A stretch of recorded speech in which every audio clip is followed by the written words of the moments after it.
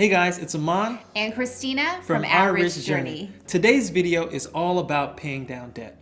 So we get this question all the time. How can I pay off my debt if I don't have the income to pay off my debt? See, that is the challenge here, is that people are living paycheck to paycheck, or their expenses are so high that it does not allow them to use their extra money to pay off the debt. So we're gonna try to tackle this in a different way. We're gonna attack it from the income side, where we're gonna assume that your expenses are already as optimal as they can be, and you need to generate the additional income to throw at your debt. But we're not talking about the people that have money to make money. We're talking about the people that have $0 and have debt. So in this video, we're gonna be talking about creative ways that you can start with $0, generate money, and use that money to pay off your debt. The first way is to generate income from garbage. Now, we're not talking about digging through dumpster and taking out literally garbage, but we're talking about what people throw away that you can repurpose and reuse to generate income. And an example of this is what I do all the time. I love to do woodwork. And so one of the things that I do is I take old pallets and I repurpose the wood into different pieces of furniture. So I have done bookcases, I have done tables, I've done a number of different furniture, and I've resold that furniture.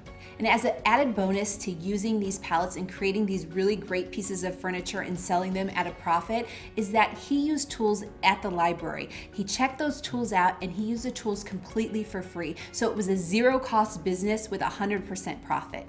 Yeah, these pallets, one pallet alone, I can generate about $150 in furniture from one pallet. That's either 3 bookcases or three wine racks that I sell for $50 each. And if you're not really into dumpster diving, there's a lot of other options in terms of getting things for free and reselling them. So you can go to Craigslist, there's things on Facebook. There's also this really cool website called Free Cycle, where they list all things completely free. You can get those things, you can turn around and sell them and generate, again, 100% profit on those items. Now, one of the caveats with Free Cycle, though, is that you're not supposed to be just taking things for free. There's also an offer page where you're also providing things for free. So you don't want to just take, if you have things that you don't necessarily need or use, it's a great opportunity to put those things on the site also. So the next thing you can do to offset your expenses, which once you do that offset, you can throw that towards your debt, is trade your skills for an expense. And what we mean by this is if you have a specific skill, which I think everyone really does, you can go to local vendors or mom and pop shops and use those skills in exchange for whatever they're selling at their shop. And I'll give you an example. So if you're a graphic designer or if you're a website designer, you can go to a small mom and pop business and offer to do some designs for them or create a website for them in exchange for the products that they sell in their store. I love this idea because this is a way to seriously offset major expenses. For example, if you shop at a grocery store and you spend $500 a month on groceries at this grocery store, if it's a small mom and pop grocery store, why not strike a deal with them? Where let's say you develop their website and you maintain their website, and in exchange, they give you a $500 credit on your groceries. Now this of course isn't getting cash from the business, but if you already shop, for example, at a grocery store and they give you a $500 credit, you can use the $500 that you normally would spend there and put that towards your debt. The third way is by managing someone else's assets. And I think the perfect category for this is managing someone's property. Now this can be in the form of being a co-host at Airbnb for an Airbnb property, or it could be being a property manager, or like Aman and I did at one point, we were resident advisors. So these are all great ways to invest your time, use your time, but someone else's asset and get something in exchange for that. So if you do this with housing, if you can live rent or mortgage free, that savings you can use towards your debt. This is a very powerful way not only to pay off debt, but to achieve financial independence. Another example for this is if you're not really comfortable in managing an entire large complex or property, you could actually live with someone who needs assistance, like an elderly person. You could live in a room of their house for free. In exchange, you help them take care of things. You could be their handyman, you could help them cook, you could help them clean. Those types of things you can get in exchange for a free room. And the money that you would save on rent, you can use towards paying off your debt. So we don't want to get this confused with you being a medical provider for an elderly person or a nurse. That is not what you are. You are simply someone that is getting a room, and in exchange you are helping them around the house. So in this particular example, you may be thinking, where am I going to find an elderly person to take care of?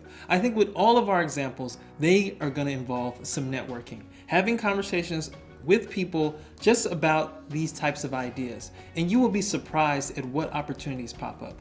For example, you may talk to your coworkers, to your other friends and family about your idea of doing this with an elderly person, and they say, hey, I know someone, but having that conversation is really important. Now, number 4, it may sound a little crazy, but we're talking about take the debt back. And what we mean by that is if you made a purchase in the last 30 to 90 days and you can still return that purchase, take it back. Take it back to the store, take it back to wherever you got it, and get your money back.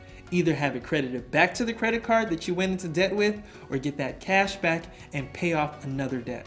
The idea though is if you're trying to tackle your debt, you don't go and consume more things. You don't go and buy more things. What you want to do is start to minimize your expenses. So take those items back. So this idea of returning the debt also works with maybe your cell phone. So maybe you're on a plan that is a very expensive plan that runs for 2 or 3 years.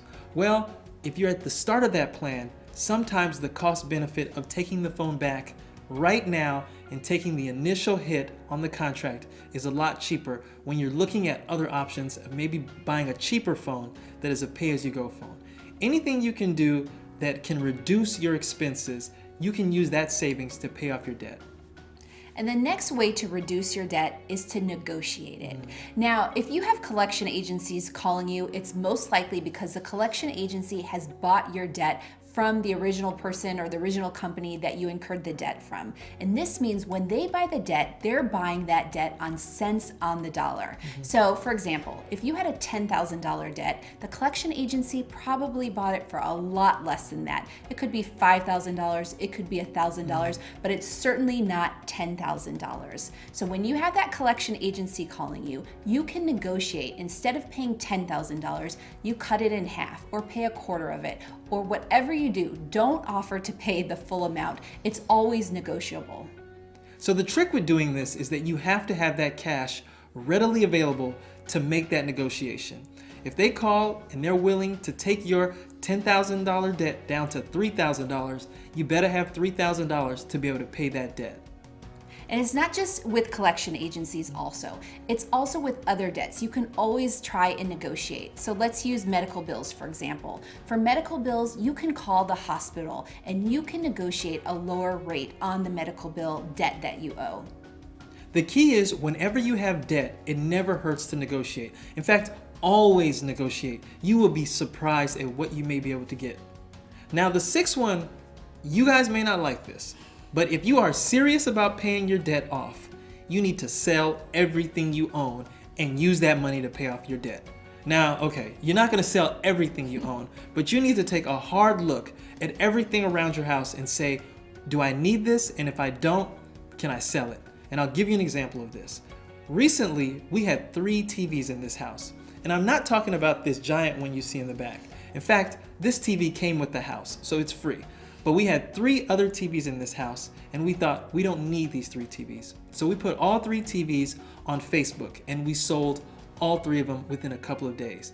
We got so excited about selling those 3 TVs that we sold end tables, we sold mirrors, we sold furniture, we sold all these clothes. The idea is that we weren't using these things, and we could use that money towards something else. I think we raised about $2,000 with all the junk that we sold. Now you can sell things on Facebook and Craigslist like we've mentioned before. There's also Poshmark where you can sell clothes. There's eBay, there's Amazon, there's a site called Declutter that sells a lot of electronics or buys a lot of electronics from you. There's all different places to get rid of your stuff. So those are our ideas to generate income to pay this debt. Once you have it, you can attack this debt any kind of way you want.